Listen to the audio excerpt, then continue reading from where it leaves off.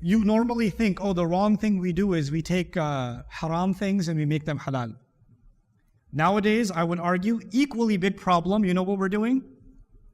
We're taking halal things and we're making them haram. So the idea of Allah protecting us, how does Allah protect us? Allah protects us by guiding us. Allah's protection is delivered by Allah's guidance in the Quran. And this concept keeps on repeating itself. When in the story of Adam and Iblis, what did Allah tell Adam alayhi salam? I will send you guidance. And what did He warn us about Iblis? أَفَتَتَّخِذُونَهُ وَذُرِّيَّتَهُ أَوْلِيَاءَ مِن دُونِي? You want other protectors? You want Iblis to be your wali? Iblis is not my wali. Iblis is my misguider. He's there to misguide me. What is Allah doing? Allah is creating a connection between the concept of wali and the concept of guidance. I'm going to get ahead of myself and tell you something. That means if I develop relationships, if I develop connections, ties that start taking me away from guidance, then I have the wrong kinds of wali. I'll give you one example of that sticks in my head. I've noticed in the Muslim world nowadays, I've traveled to some countries, I don't want to name countries and embarrass them, but a lot of Christmas trees go up on Muslim country malls during December 25th season. And a lot of Muslim families living in Australia, living in Canada, living in the United States, living in England, put up Christmas trees during Christmas. And they put crescent moons on the thing. And instead of having a Santa Claus and the sleigh, they have the Santa Claus with a kufi on, and he has an axe, and the sleigh, the reindeer is getting his head. It's zabihana. Like, no, I'm kidding. This is just an idea. I think somebody should do it. I don't know. For Eid al-Adha, at least we should have like our own version, like Bismillah, Allahu Akbar, Bismillah, Allahu Akbar. But we said, no, it's harmless. It's harmless. It's just a holiday. It doesn't, you know what you're doing? You're slowly normalizing something that is so offensive to Allah. The celebration of God having taken a son, right? You're normalizing that, and slowly things that Allah hates, you're not hating them that much, right? And slowly you're letting go of Allah as wali because of your friendship and closeness to others, right? I have very good, very close Christian friends. I have friends that are agnostic. I even have a friend who's Catholic and atheist. I don't know how that works, but it does for him. Somehow it works for him. At least in this dunya. I jokingly tell him. But their values, my friendship to them has a limit.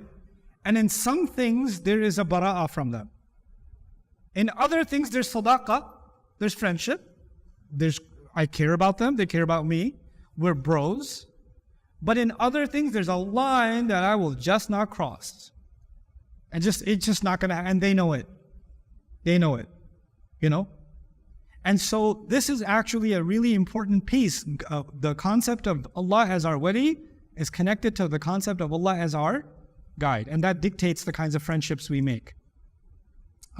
Because the ayah of Al-Baqarah contrasts Allah with Taghut, an implication is that one is denying the wilayah of Allah by rebelling against His commandments, against His guidance. This is why making halal haram and making haram halal is described as kufr elsewhere, but is described as taking another wali.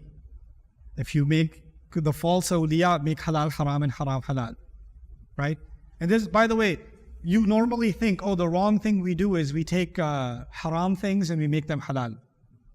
Nowadays, I would argue, equally big problem, you know what we're doing? We're taking halal things and we're making them haram. You're like, well, I don't do that. Yes, you do. Your whole family does. Your whole family does. You have young men in your family that should be getting married, and they even like a girl and they want to get married, which is totally halal for them, and you're getting in the way. You're stopping it from happening.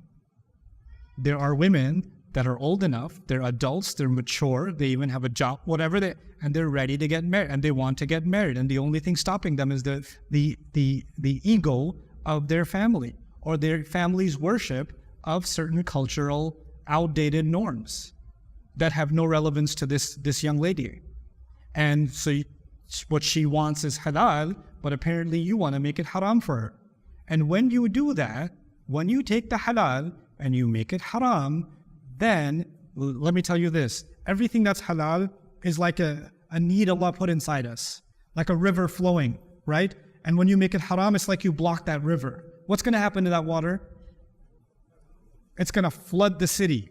It's going to go in all kinds of wrong directions. Do you understand what I'm saying? When we close the door of halal, the gates of haram bust open. And then you don't get to say the youth are doing haram. No. You stop the door of halal. So you open the doors of haram. And this is part of what Taghut does.